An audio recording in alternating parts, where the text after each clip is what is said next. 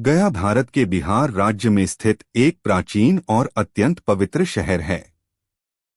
यह केवल एक धार्मिक स्थल नहीं, बल्कि भारतीय संस्कृति, आध्यात्मिकता, इतिहास और रहस्यों का अद्भुत संगम है। सदियों से लोग यहाँ अपने पूर्वजों की आत्मा की शांति, मोक्ष की प्राप्ति और आध्यात्मिक अनुभव के लिए आते रहे हैं। गया का नाम सुनते ही लोगों के मन में पिंडदान, विष्णुपद मंदिर, फल्गु नदी और बोधगया की छवि उभर आती है। लेकिन गया का महत्व केवल धार्मिक मान्यताओं तक सीमित नहीं है। यह शहर इतिहास, दर्शन, बौद्ध धर्म और लोक कथाओं से भी गहराई से जुड़ा हुआ है। गया को दुनिया के सबसे पुराने जीवित धार्मिक नगरों में गिना जाता है।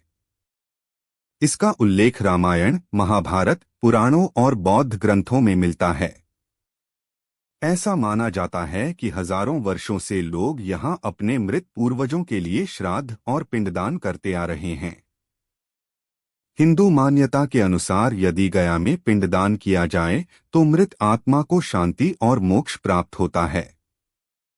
यही कारण है कि हर वर्ष लाखों लोग देश विदेश से यहाँ आते हैं।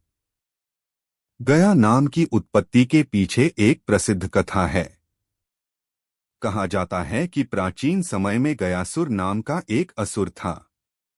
उसने इतनी कठोर तपस्या की कि देवता भी उससे प्रभावित हो गए। उसे ऐसा वरदान मिला कि जो भी उसे देखेगा, उसके पाप नष्ट हो जाएंगे। इससे स्वर्ग और नरक का संतुलन बिगड़ने लगा, क्योंकि लोग बिना कर्मों के फल भोगे ही पवित्र हो रहे थे। तब देवताओं ने भगवान विष्णु से सहायता मांगी। भगवान विष्णु ने गयासुर से कहा कि वह पृथ्वी पर लेट जाए ताकि उसके शरीर पर यज्ञ किया जा सके। गयासुर ने सहमति दे दी। तब विष्णु ने अपने चरण उसके सीने पर रख दिए और उसे स्थिर कर दिया। कहा जाता है कि जहां भगवान विष्णु का चरण पड़ा, वहीं आज विष्णुपद मंदिर स्थित है। इसी गयासुर के नाम पर इस नगर का नाम गया पड़ा। गया का सबसे प्रसिद्ध धार्मिक स्थल विष्णुपद मंदिर है। यह मंदिर फल्गु नदी के किनारे स्थित है और हिंदुओं के लिए अत्यंत पवित्र माना जाता है। मंदिर के भीतर एक पत्थर पर भगवान विष्णु के चरण चिन्ह होने का दावा किया जाता है।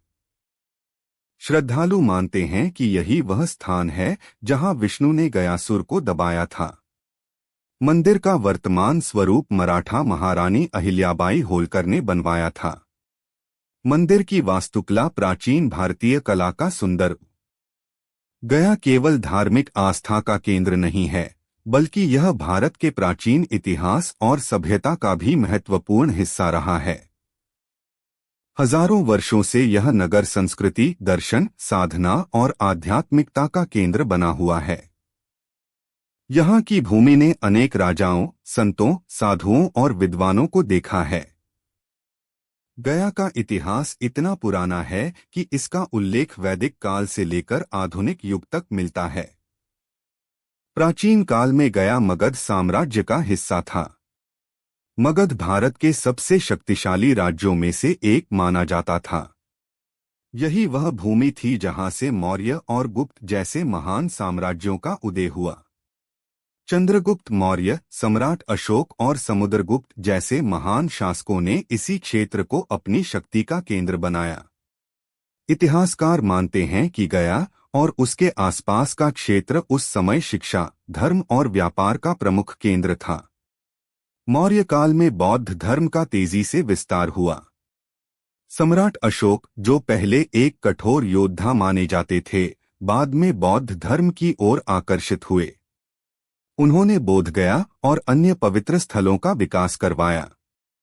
अशोक ने बोधगया में स्तूप और मंदिर बनवाए ताकि यह स्थान आने वाली पीढ़ियों के लिए सुरक्षित रहे। आज भी महाबोधि मंदिर परिसर में अशोककालीन स्थापत्य की झलक देखने को मिलती है। बोधगया गया जिले का सबसे प्रसिद्ध और अंतर्राष्ट्रीय महत्व वाला स्थान है। यह वह भूमि है जहां सिद्धार्थ गौतम ने ज्ञान प्राप्त कर बुद्ध का स्वरूप धारण किया। कहा जाता है कि वर्षों की कठिन साधना और ध्यान के बाद उन्होंने बोधि वृक्ष के नीचे बैठकर जीवन और मृत्यु के रहस्य को समझा।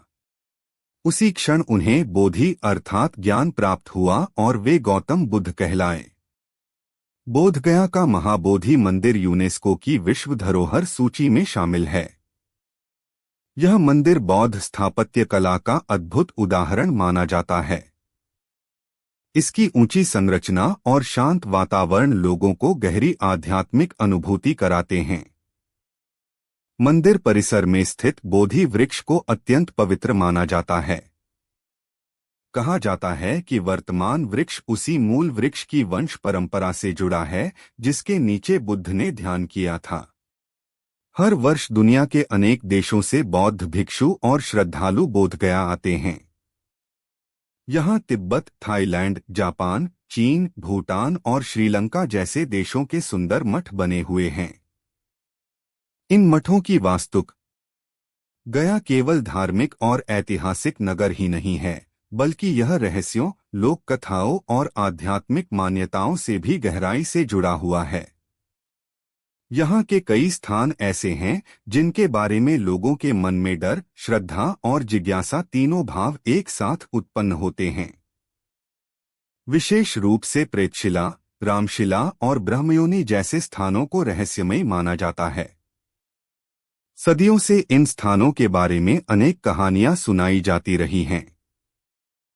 गया का सबसे रहस्यमयी स्थान प्रेतशिला माना जाता है। प्रेतशिला शब्द दो भागों से मिलकर बना है, प्रेत अर्थात आत्मा और शिला अर्थात पत्थर। यह एक पहाड़ी क्षेत्र है जहां लोग उन आत्माओं की शांति के लिए पूजा करते हैं जिनकी मृत्यु असामान्य परिस्थितियों में हुई हो। लोक मान्यता है कि जिन लोगों की अकाल मृत्यु होती है या जिनकी इच्छाएं अधूरी रह जाती हैं, उनकी आत्माएं भटक सकती हैं। ऐसे लोगों के लिए गया में विशेष पिंडदान और पूजा का विधान बताया गया है। प्रेतशिला का वातावरण सामान्य स्थानों से अलग माना जाता है। कई श्रद्धालु कहते हैं कि वहां पहुंचते ही एक अजीब शांति और भारीपन महसूस होता है। पहाड़ी के ऊपर स्थित मंदिर और आसपास की नीरवता लोगों के मन में रहस्य का भाव पैदा करती है। शाम के समय यह स्थान और भी रहस्यमय प्रतीत होता है। स्थानीय लोग अक्सर रात में वहां जाने से बचते हैं। कई लोक कथाओं में कहा जाता है कि प्रेतशिला के आसपास आत्माओं की उपस्थिति महसूस की जा सकती है। कुछ लोग अजीब आवाजें सुनने या विचित्र अनुभव होने का दावा करते हैं। हालांकि इन बातों का कोई वैज्ञानिक प्रमाण नहीं है, लेकिन पीढ़ियों से चली आ रही कहानियों ने इस स्थान को रहस्य से भर दिया है। यही कारण है कि प्रेतशिला केवल धार्मिक स्थल नहीं, बल्कि लोगों की जिज्ञासा का केंद्र भी बन गई है। गया की रहस्यमय परंपराओं में तांत्रिक साधना का भी उल्लेख मिलता है। भारत में तंत्र विद्या को एक प्राचीन आध्यात्मिक मार्ग माना जाता है। कुछ तांत्रिक मानते हैं कि मृत्यु और श्मशान मनुष्य को जीवन के अंतिम सत्य के करीब ले जाते हैं। इसलिए वे ऐसे स्थानों पर साधना करते हैं जहां मृत्यु और आत्मा की मान्यताएं गहरी हों। गया के कुछ क्षेत्रों के बारे में कहा जाता है कि वहां तांत्रिक साधक वर्षों से ध्यान और साधना करते आए हैं। हालांकि तंत्र को लेकर समाज में कई गलत धारणाएं भी